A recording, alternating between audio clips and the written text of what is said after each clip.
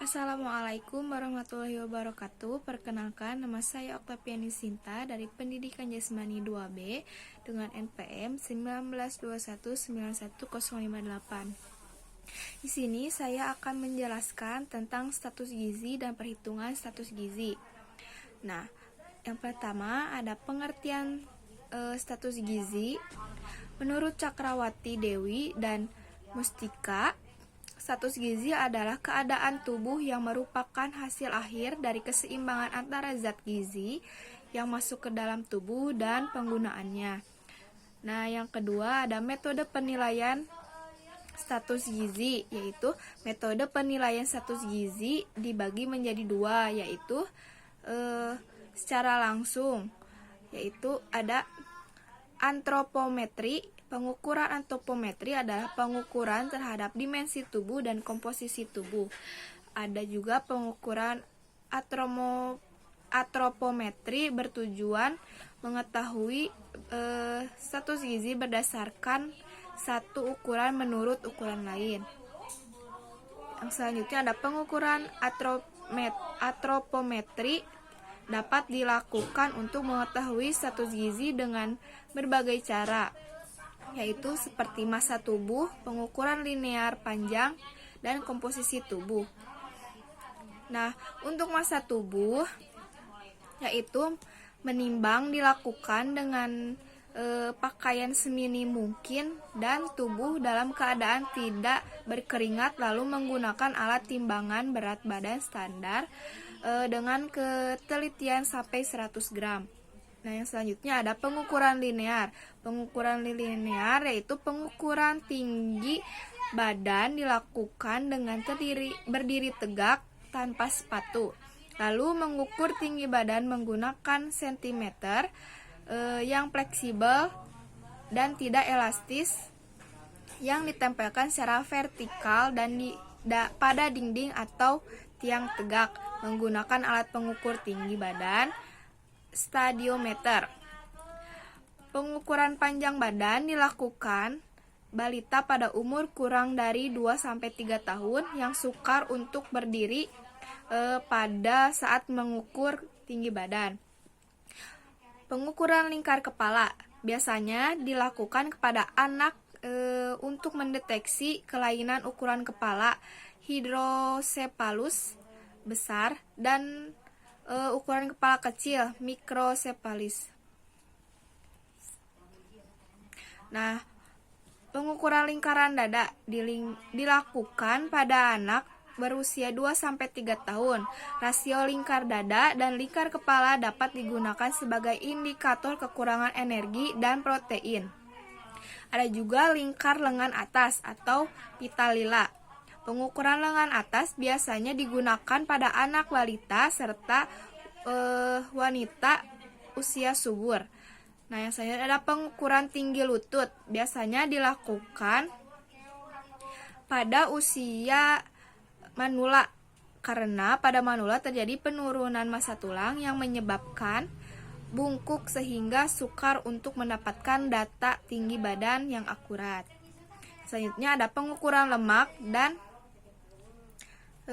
pengukuran lemak dalam tubuh. Pengukuran lemak dalam tubuh saya menggunakan alat skin food caliper.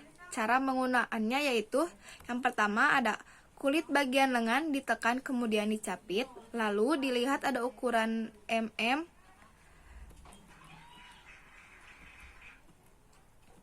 Contohnya seperti kakak laki-laki saya sebagai berikut. Bisepsnya hanya 1 cm, triceps 10 mm, subscapula 10 mm, subrailiasa 15 mm. Jadi jumlahnya 30 mm. Dengan demikian presentase lemak tubuhnya yaitu 16,4%. Artinya berat lemak tubuh 16,4% dikali 61 berarti 10,04 kg. Sehingga berat badan tanpa lemak adalah 61 dikurangi 10,04 10,04 yaitu 50,96 kg. Yang selanjutnya ada penilaian klinis. Penilaian klinis atau pemeriksaan klinis adalah metode yang sangat penting untuk melakukan status gizi masyarakat dengan menilai status jaringan epitel seperti kulit, mata, rambut, mukosa, oral, atau organ yang dekat dengan permukaan tubuh seperti kelenjar tiroid. Nah, tanda-tanda klinis kurang gizi sebagai berikut, yaitu rambut tipis, merah seperti warna, rambut jagung, mudah dicabut tanpa rasa sakit atau rontok, kelainan kulit, pandangan mata sayu, pembesaran hati, apatis dan rewel, otot mengecil, dan lain-lain.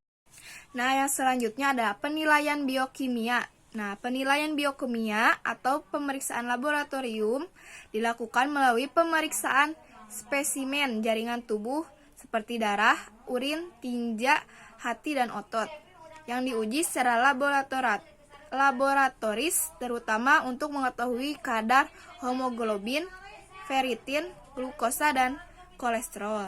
Nah, ada juga penilaian biofisik. Penilaian biofisik atau pemeriksaan biofisik adalah penentuan status gizi berdasarkan kemampuan fungsi dari jaringan dan perubahan struktur dari jaringan. Nah, cara penilaian status gizi berdasarkan pengukuran antropometri, indeks massa tubuh atau yang bisa disingkat sebagai IMT, yaitu untuk mengetahui status gizi orang dewasa berusia 18 tahun lebih. Kelebihannya yaitu pengukuran sederhana dan mudah dilakukan, lalu dapat menentukan kelebihan dan kekurangan berat badan. Dan kekurangannya yaitu hanya dapat digunakan untuk menentukan status gizi orang dewasa, yaitu berumur 18 tahun ke atas. Tidak dapat diterapkan pada bayi, anak, remaja, ibu hamil, dan olahragawan. Dan yang terakhir ada tidak dapat digunakan untuk menentukan status gizi bagi orang yang menderita sakit ederma, ascites, dan hipotomegali. Adapun contoh perhitungan status gizi seperti kakak saya yang berusia 21 tahun dengan berat badan 55 dan tinggi badan 155. Nah, untuk perhitungannya yaitu berat badan dibagi tinggi badan dengan satuan meter kubik. Karena berat badannya 55, berarti 55 dibagi 1,55. Yang jumlahnya yaitu 22,90. Mungkin hanya itu saja yang dapat saya sampaikan. Mohon maaf bila ada salah-salah dalam ucapan. Mohon dimaafkan. Terima kasih. Wassalamualaikum warahmatullahi wabarakatuh.